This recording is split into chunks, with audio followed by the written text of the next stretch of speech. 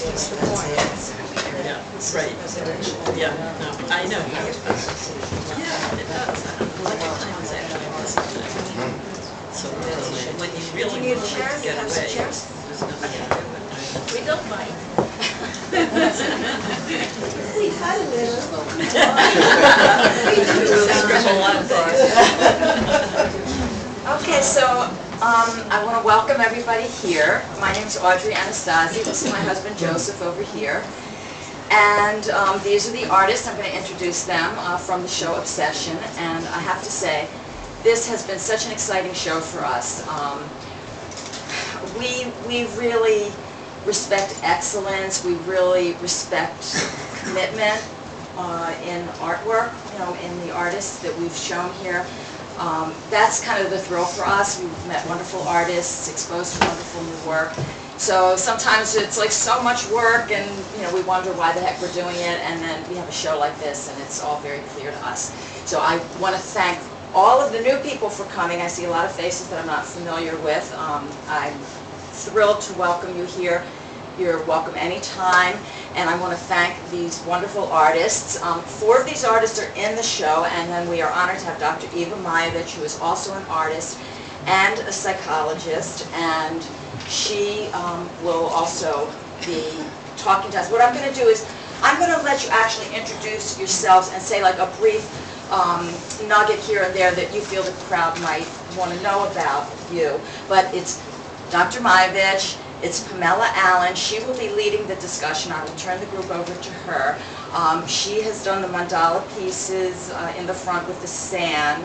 And we have Ellen Grossman, and she did the works with the lines that you follow from the moment she began to the moment that she ended, and that's been very fascinating. People have been so fascinated with this show.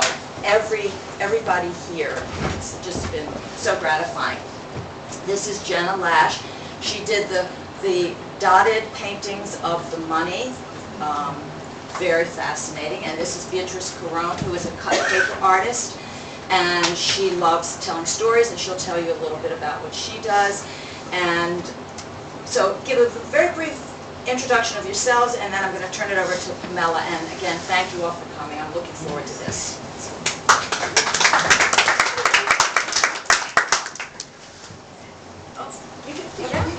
Okay. I am a paper cutter. I don't feel I'm obsessed. And I do a visual narrative for the last 15 years, so it can be in private, like here, but can be also for public art. I'm doing another subway station in New York, what's LA. So it can be cut. Can't hear anything. Okay. You know what? I'm going to turn off the heater because it's giving us a hum. Yes. Turn up. Just stop louder. Take a deep breath. Yeah, that, by the way, is not a microphone. It's for a recording, so you do have to kind of project a little bit. So I only have one vocal cord, so the other one is atrophied, but I'll try.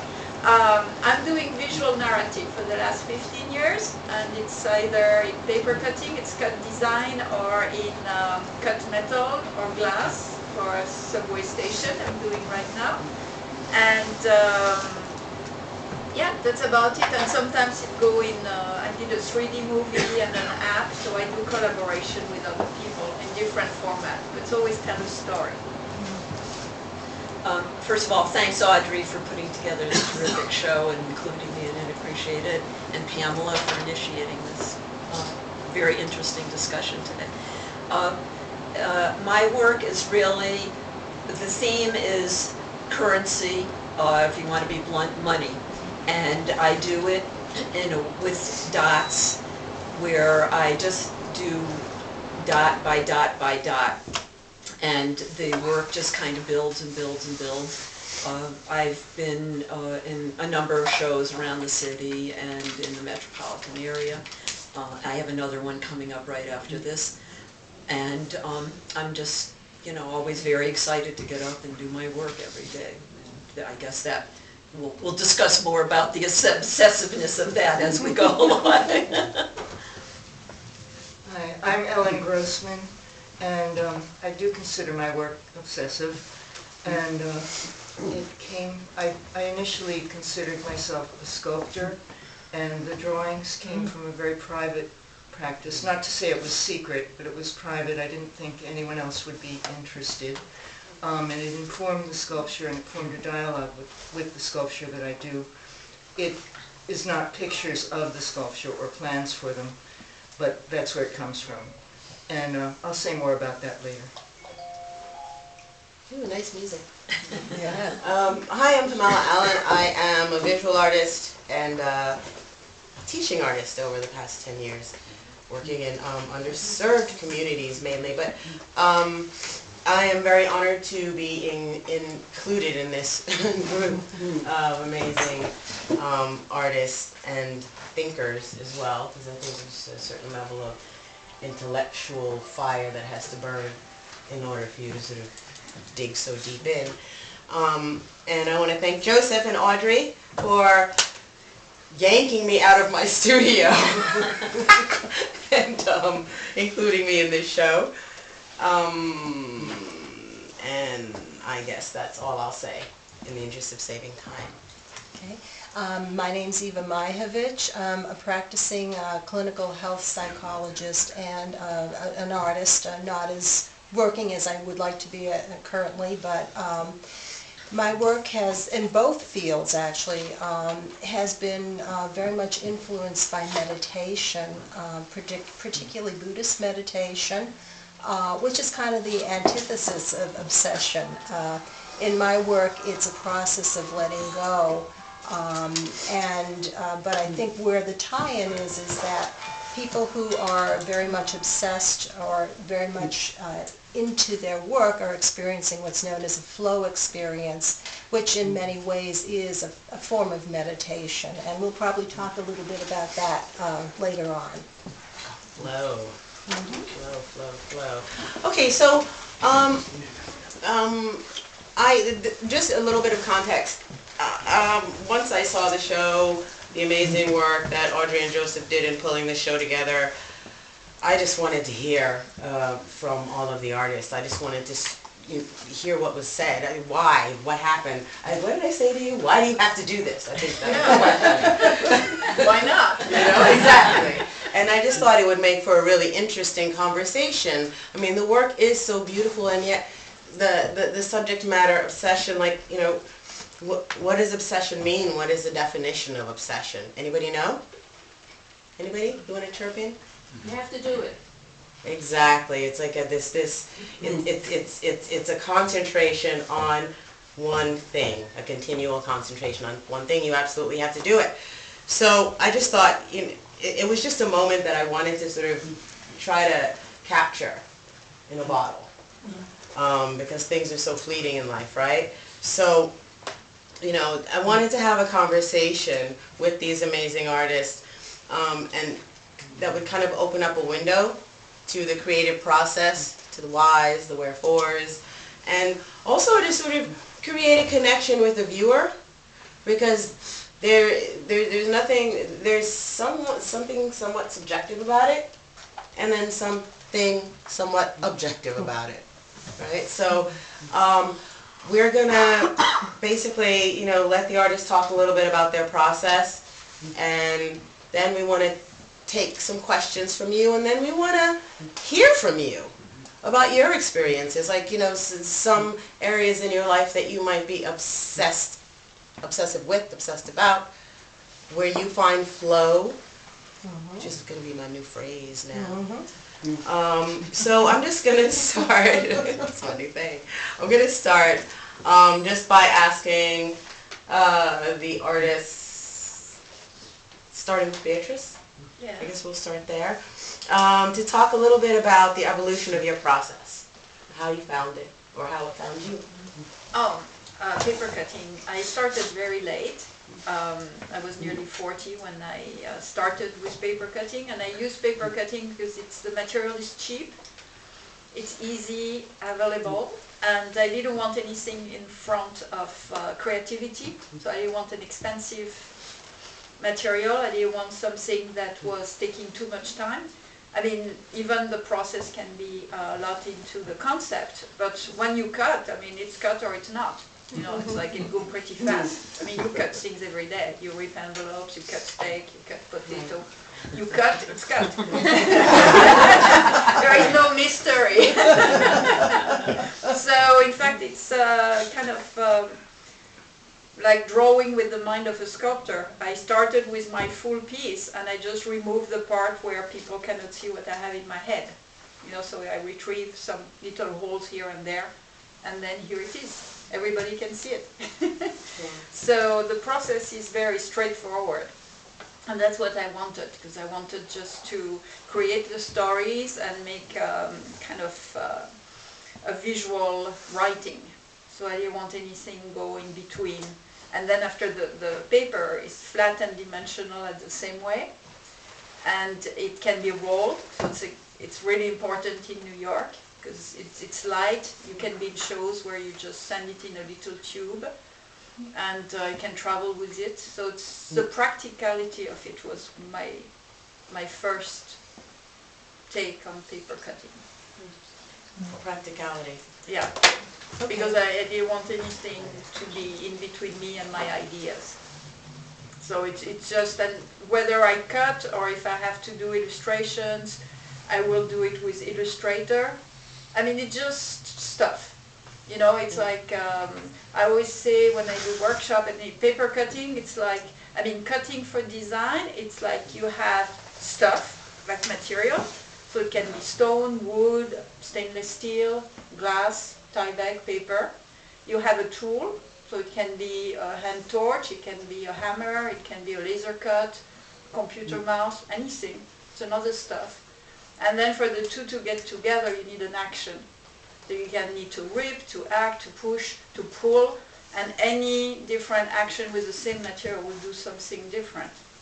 But it's only a way for the idea is visible.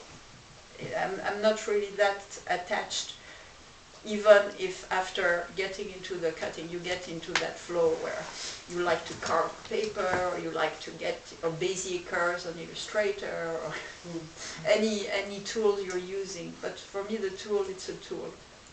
It's just another stuff. Just another stuff. So the tool meaning the scissor or the tie back, Or the it's just mouse, a way to get there. yeah. So where are you trying to go? If I knew, I wouldn't need to go there. I would be there.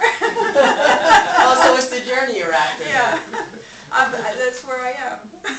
Well, the joy is in the hunt. The joy is in the hunt, right? Absolutely. So from a Shrinky Dinks perspective, Is that serious? You can lay down here like a I'm not that kind of shrink. you would lay down. So, you know, why not, let's hear from you, Eva, a little bit. Well, my art originally started as Asian brush painting. I studied for many years with a woman named Koho Yamamoto, who's well known in Soho. She had a storefront gallery and art school.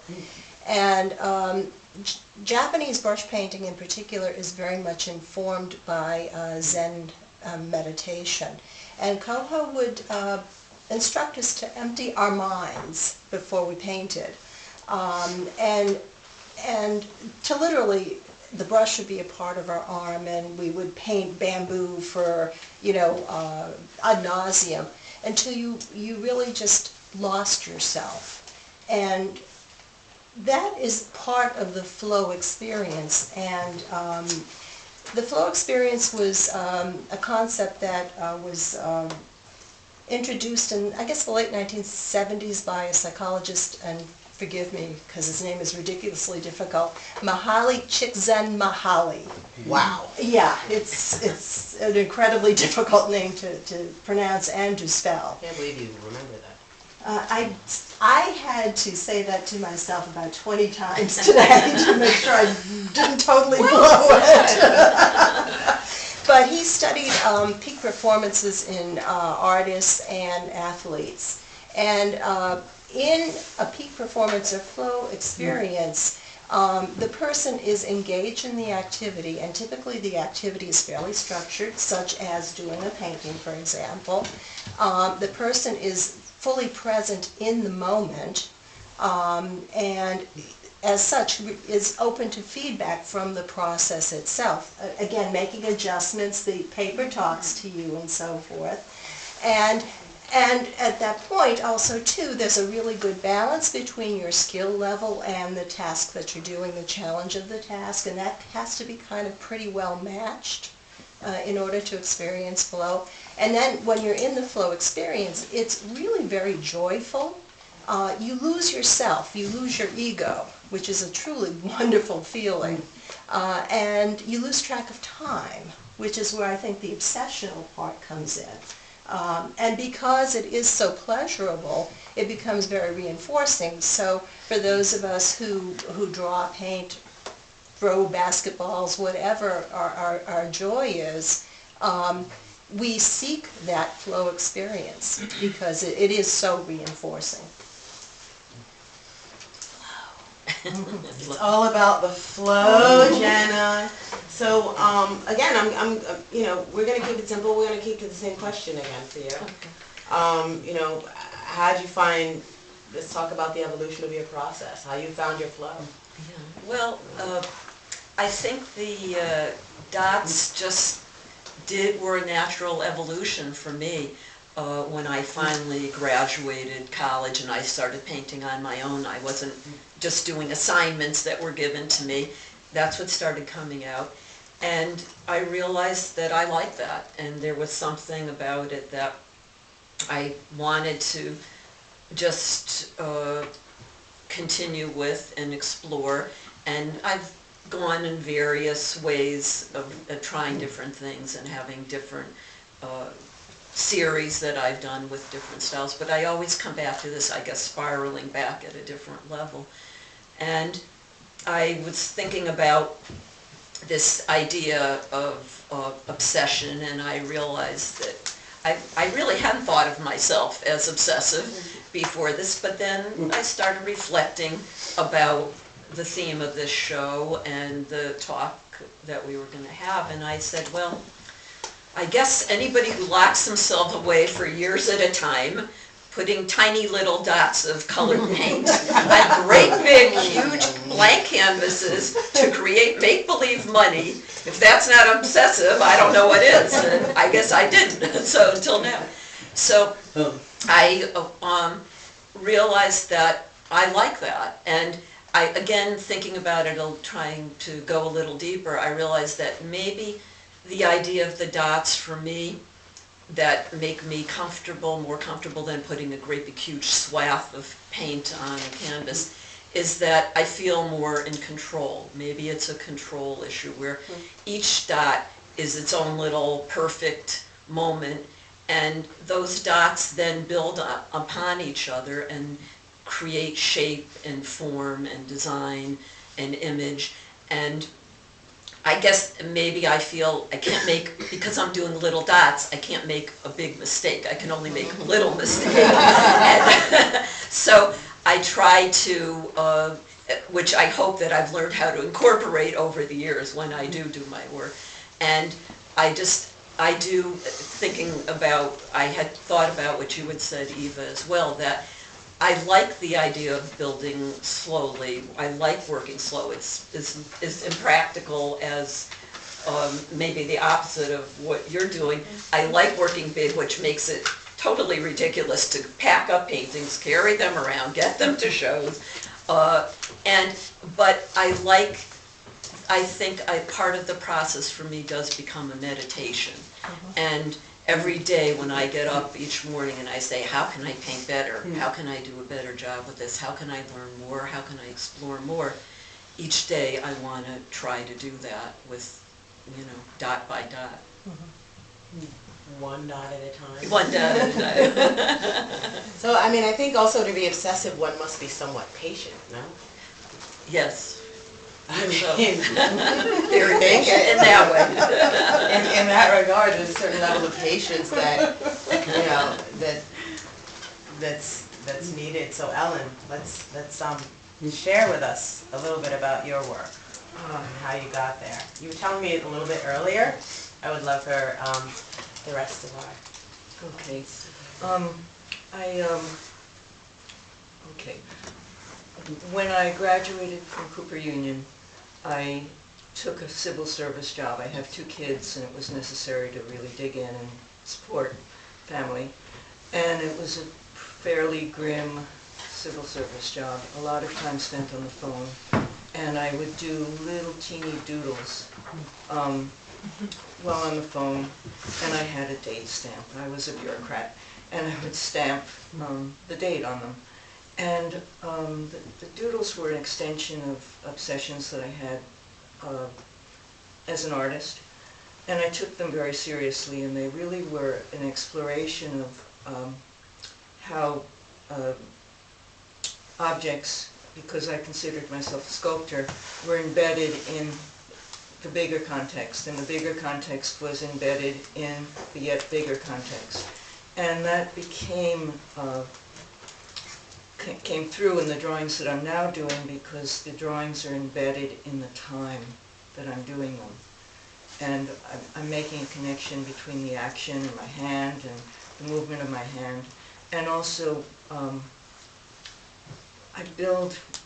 was just listening to you about mistakes, and I realized that one of my phrases is I build on mistakes. I start the drawings with an establishing line, which is, if you really examine them, you see the first line is fairly smooth.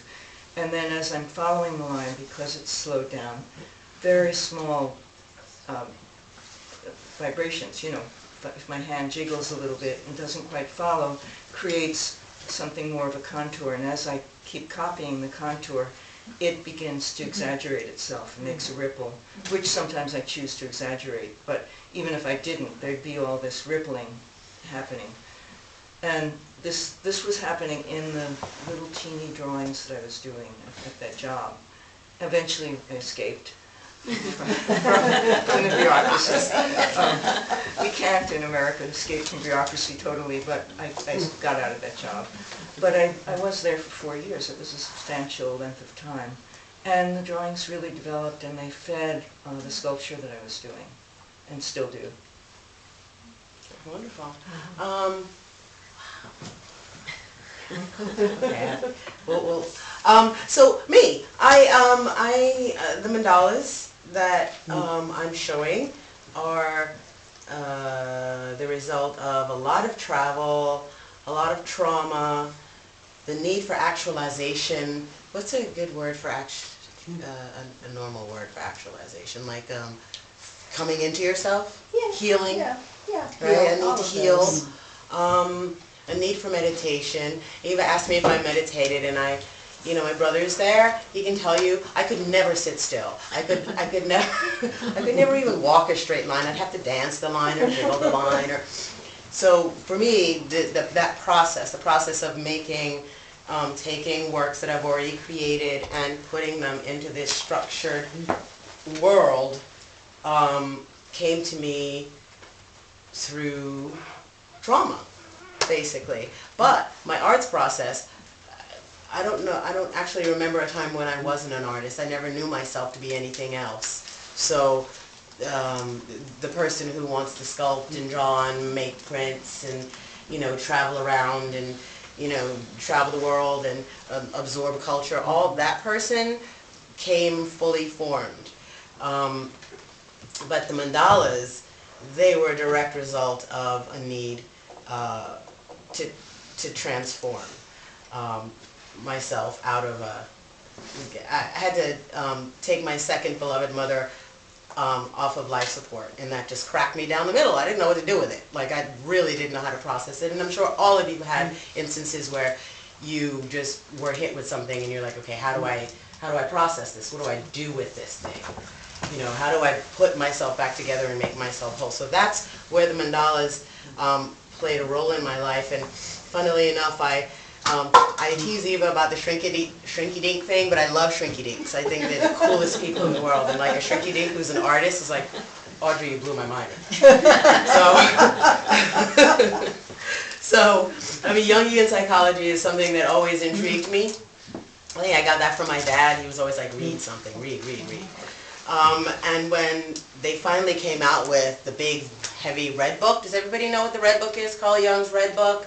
It's a series of, I guess it's a series of, it's an art book, but it's also, he made a series of mandalas from his dreams that helped him to figure out his thesis, right? Is that right? Yeah, he believed in archetypes, like a mother archetype and so forth. Right. And he was very much influenced by studying cultures. And so the mandalas obviously are an expressive form of Tibetan Buddhism, basically. Right. Like, jump in and correct me anytime I say something wrong, especially about all that. So I'm going to read you a little bit of a quote that I pulled. Now this red book is like 1,000 pages long. And, you know, initially I just looked at the work, the artwork, because it's so beautiful. But then I started to read it. And I found a quote that I'm going to read you.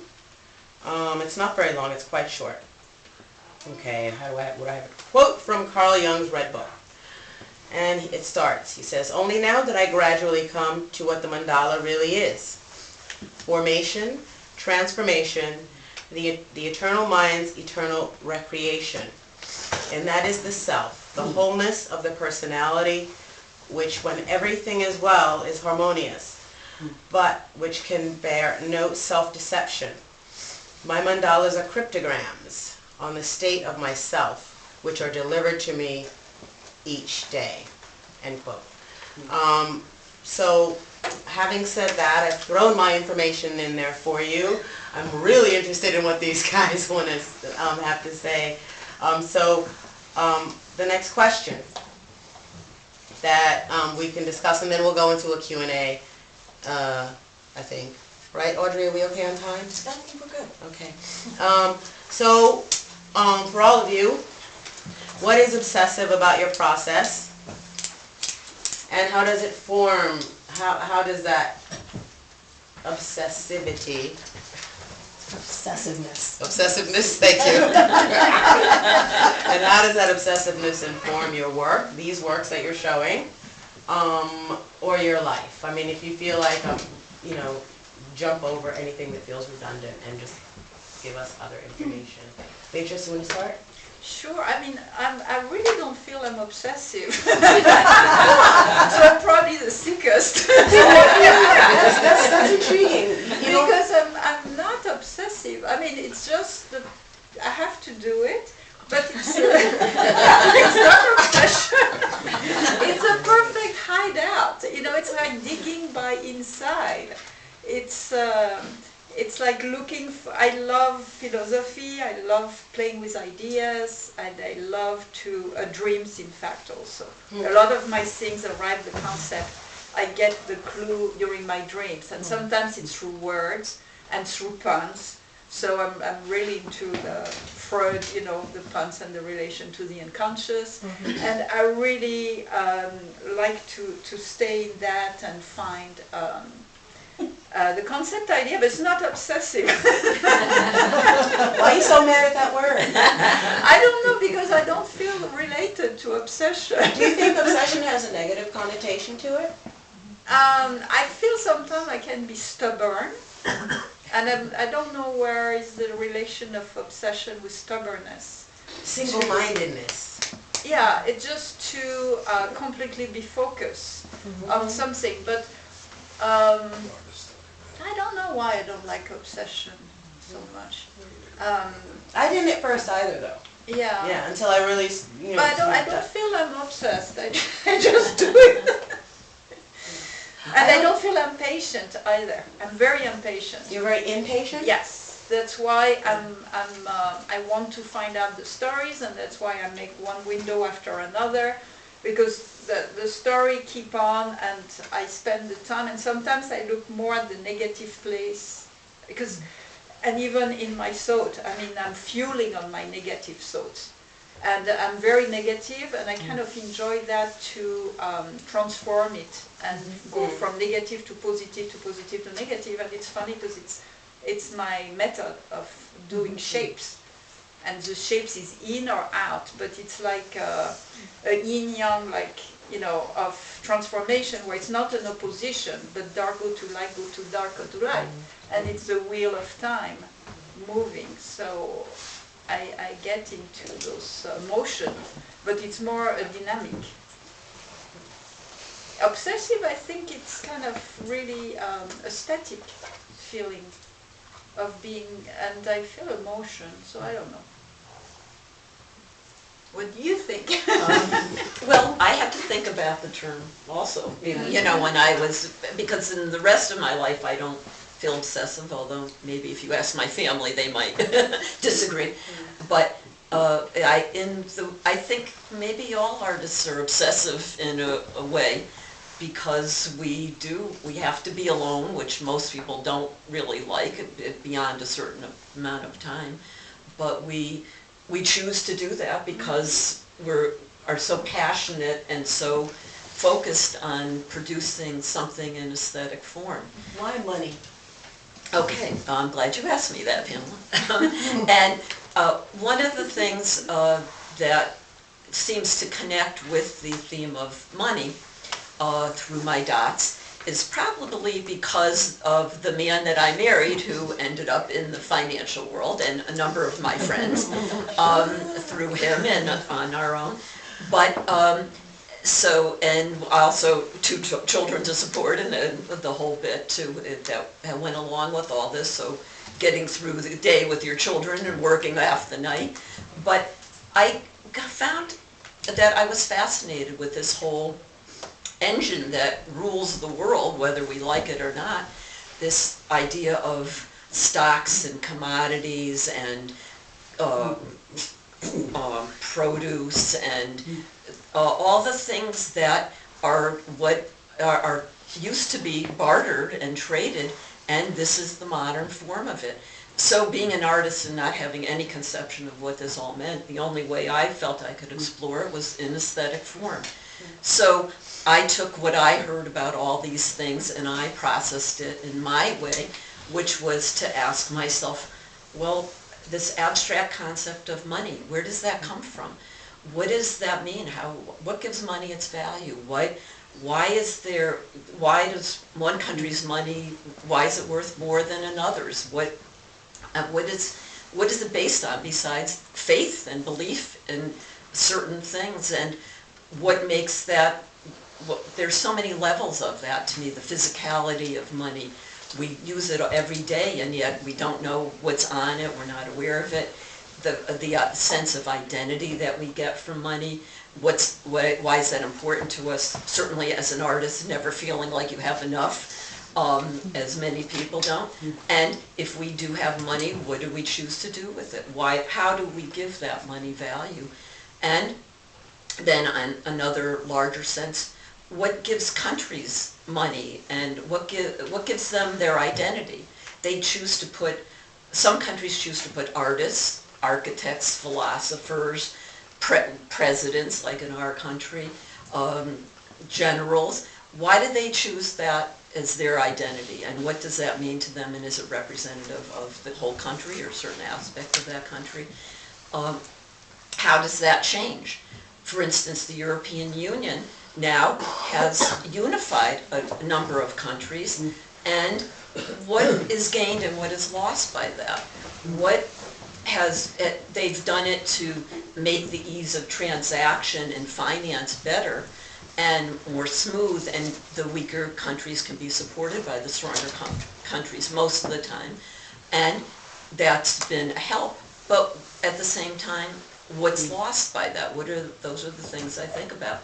Certainly the currency, the money from each country, has changed, and that to me is a loss, because the euro is not a beautiful currency, whereas the Italian lira with the Caravaggio on it, something that I've painted, or France with who's had different artists on their currency, that's gone. I don't know if that's going to change, and that will eventually break up. How will that change again in the future? How long have you been making these paintings? Probably 15 years, maybe a little bit longer, with a few forays into other things. Can I And, ask you a question, another question? yes, How much money in money have you painted? Like, is it always like a 10 lira note, or is that something that you even consider? yeah, it- well, it depends.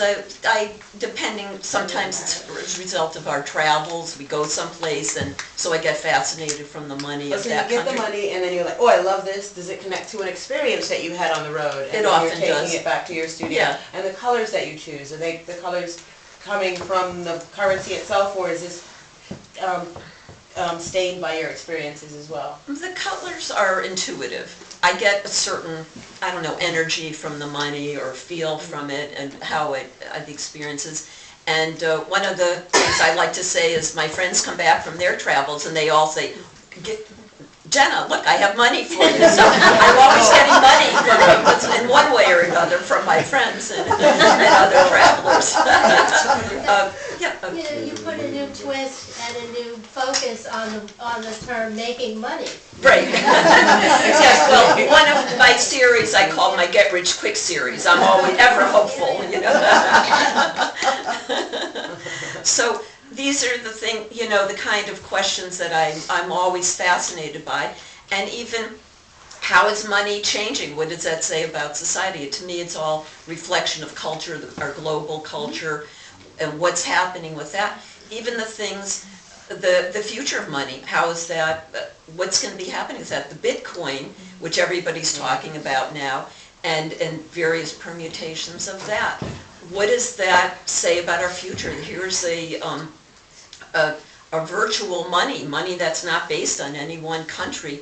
In a way, maybe the most democratic idea of currency and money that ever was, with a lot of growing pains right now. But maybe that will be a great thing. Maybe it'll be a disaster. I don't know. But so then that's something else I think about the future of money and what that has.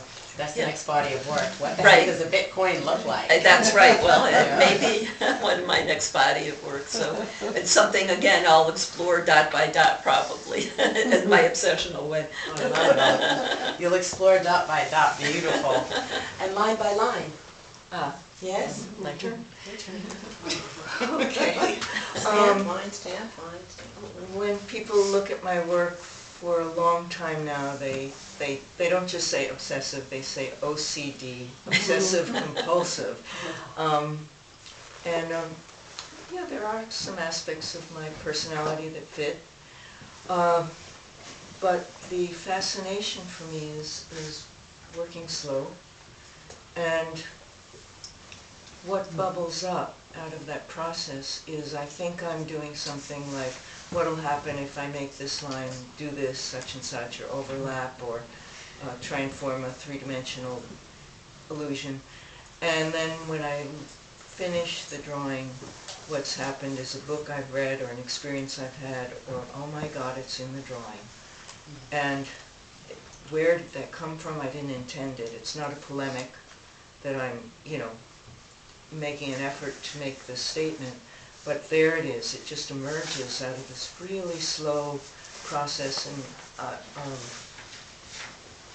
sort of moving along and building on the previous line and doing variations and doing some willful things and doing some things that just sort of happen.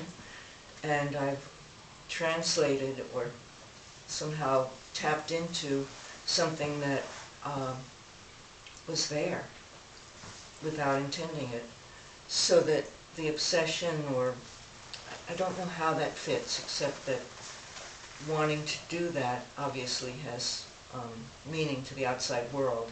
People look at this work. I like to say that someone who throws paint at a canvas may spend hundreds and hundreds of hours either on that canvas or multiple things. As you said, you may have to be obsessive to be an artist if you're producing a lot.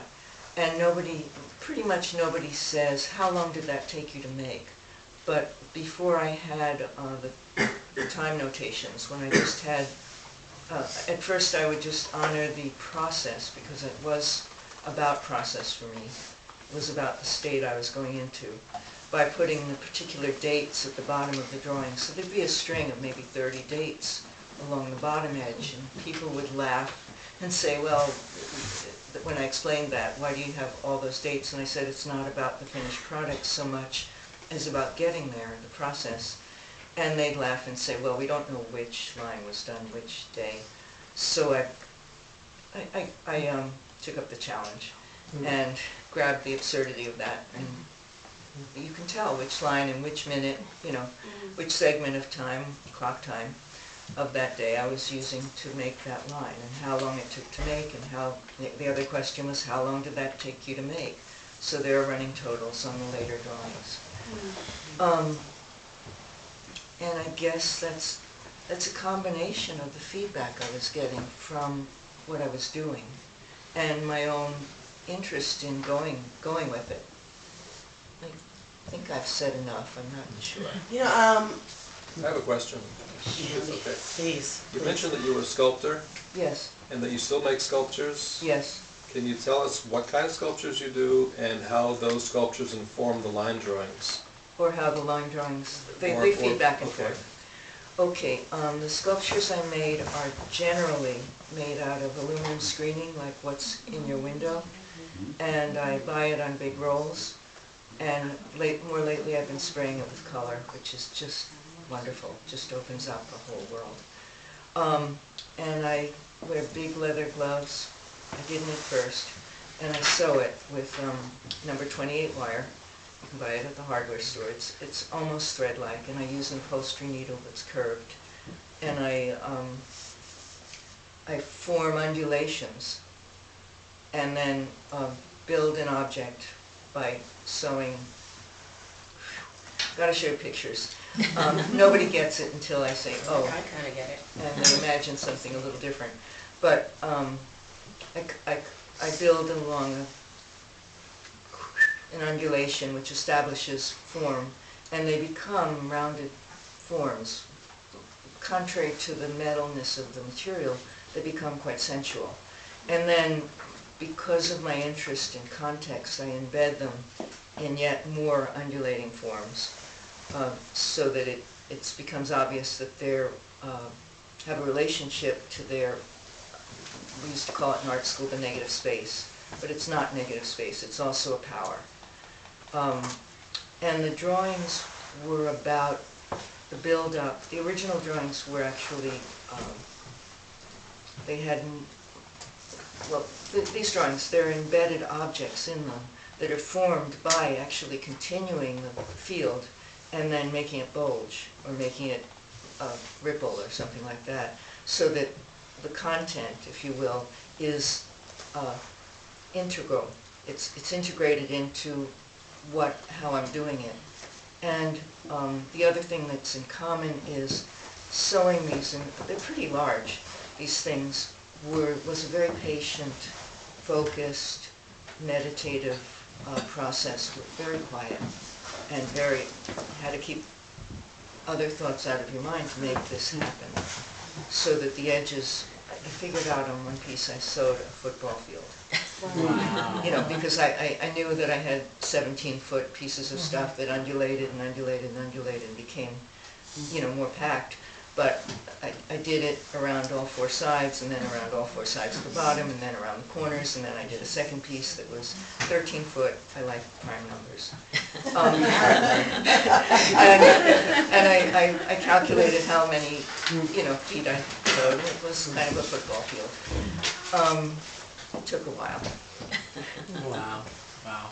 I was gonna, actually, I just wanted to touch on another thing that you said. Maybe you could expand on it a little bit, or if anybody else has a question, feel free to raise up your hands and ask.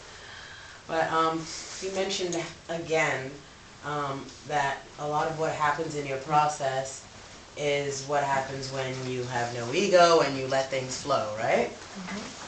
And I just found it really interesting, this whole timestamp moment, right, where, you know, how you develop that. Okay, well, it came out of, there was interaction with people. Out of interaction, Yeah, exactly. yeah, it came out of people, more than one person, not in the same room, not in the same time, not knowing each other, looking at this business of putting the dates all the dates that I worked, because for me, and they weren't private, they weren't secret. I didn't withhold them from the world, but I really didn't think people would be interested in that part.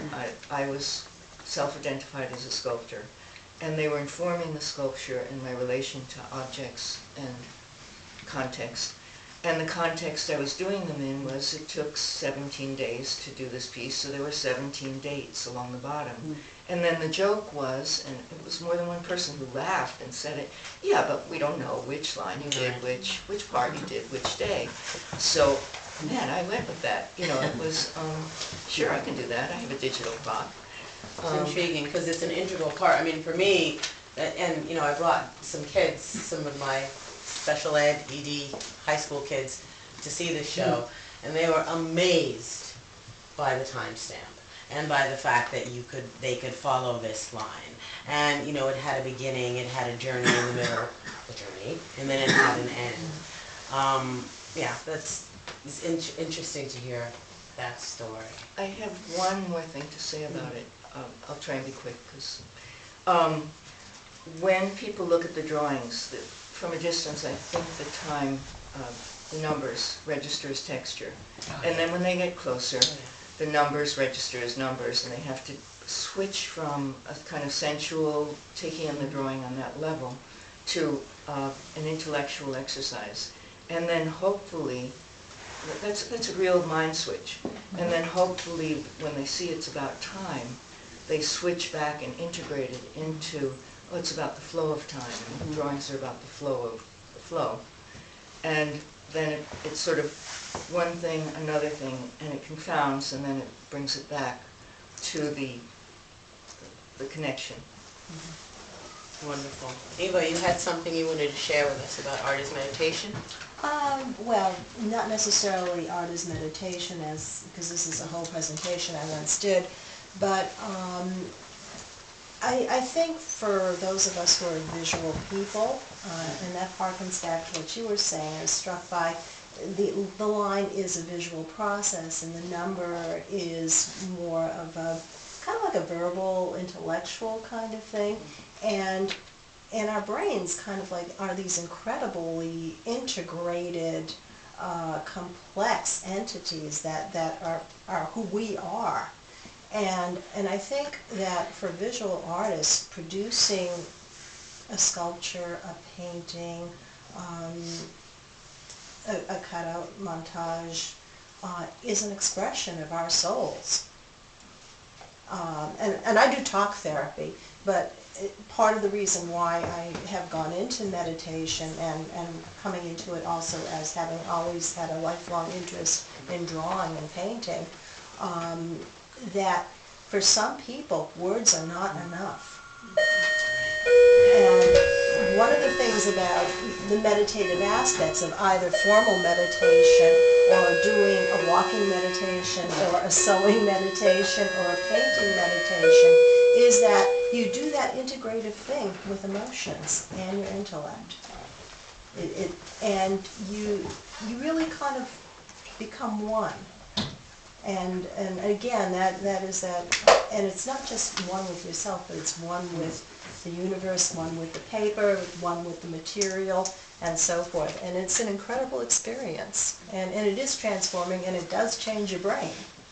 We know with meditation that there are actually changes that occur in your brain. For example, people who meditate frequently experience more excitation in the part of the brain that's associated with positive emotion. So when the Dalai Lama says, you know, there is a path to happiness, he does have a path to happiness, and it's called mindfulness meditation. There are cells in your brain called mirror neurons that become more active, and those are associated with empathy, feeling for yourself, feeling for the world, and being in touch with your environment. And that's truly the great joy of being an artist. It's a great pleasure and a great privilege. You know what, I feel like I've been privileged to sit here and hear you all share about your process and talk about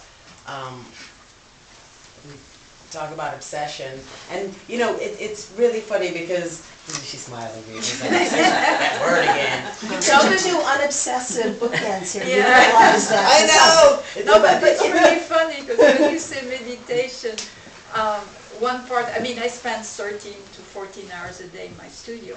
And one part of my work, my meditation is I'm running.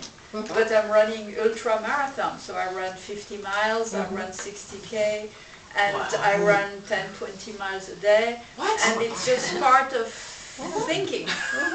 But it's a meditation because you just are in and are out, and it's a way like how many steps, how many, stroke, how many, but you don't count them. It's just a flow. And that's meditation. Yeah, I cannot stay still. If you tell me don't think, I'm like, but if I run 50 miles, I don't think. Right. So do you find your That art numbs me process? pretty good. That's why you don't feel obsessed. You Just run. exercise it I out. run or cut. You run yourself do you, And I don't run with scissors. That might be obsessive. So do you meditate when you're cutting? Do you find yourself meditating when you're cutting? I'm into the cutting. Yeah. I can see them move. I know what's happening. I can relate to the stories, and I see different stories in the stories, and I can relate to different ideas. And are they dropping down from your dreams as you're cutting, or do you have an It's all illusion? integrated You because integrate. I'm thinking about the subject, so then when I dream, I have things waking me up at 4 in the morning, and I'm like, I know what that's associated with, and then I get back into it, and I go back into the words and about the symbols and about the things. So it's kind of getting one line and another, and just one step at a time. So it seems like all of you, and most everyone, I think, you're reappropriating your different aspects of your life into your art, right? In process and practice. Yeah.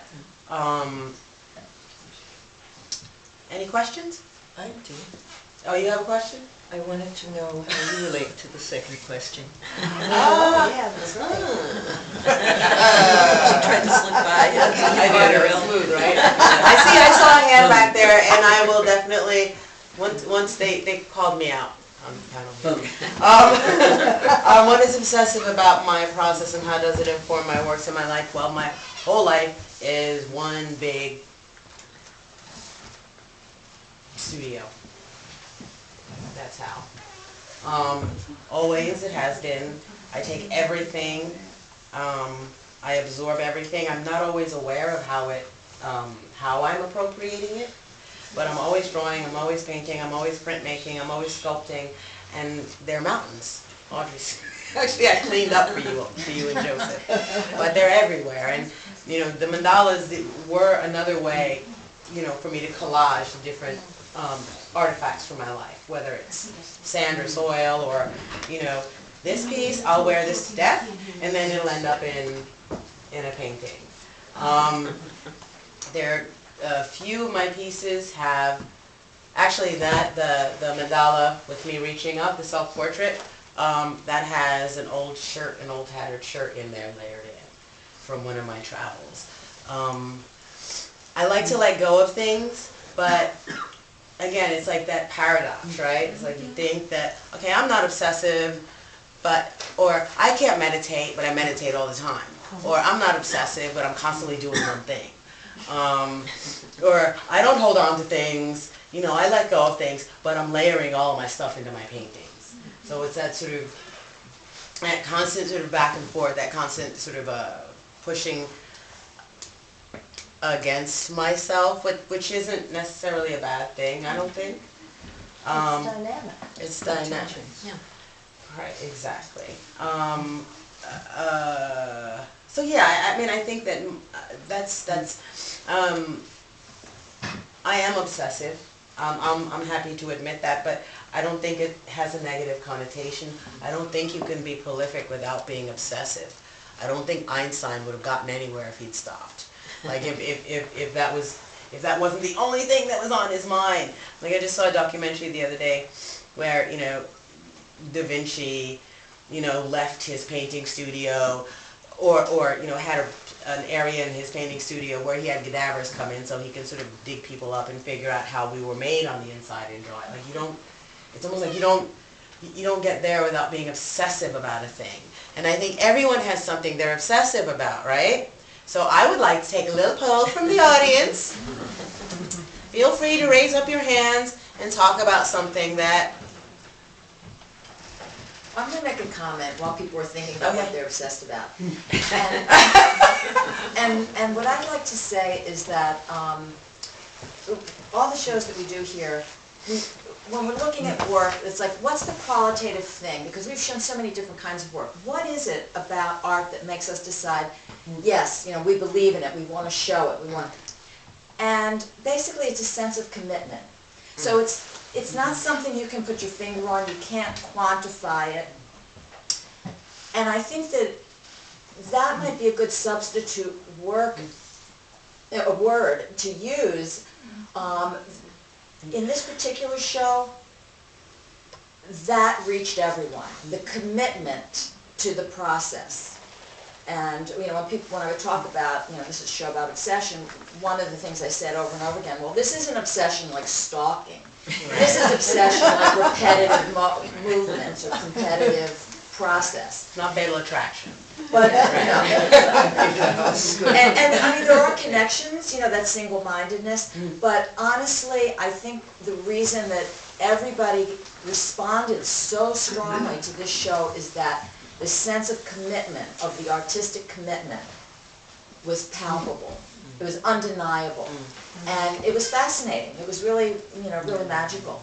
So anyway, I'll let you guys go back to it, but that was really the sort of word substitution that sort of came to me in terms of part of, my decision-making process in including all this particular work. Commitment. Commitment, very much so. Very palpable commitment. It's funny, I'm scared of that word. I got commitment issues. That freaks me out.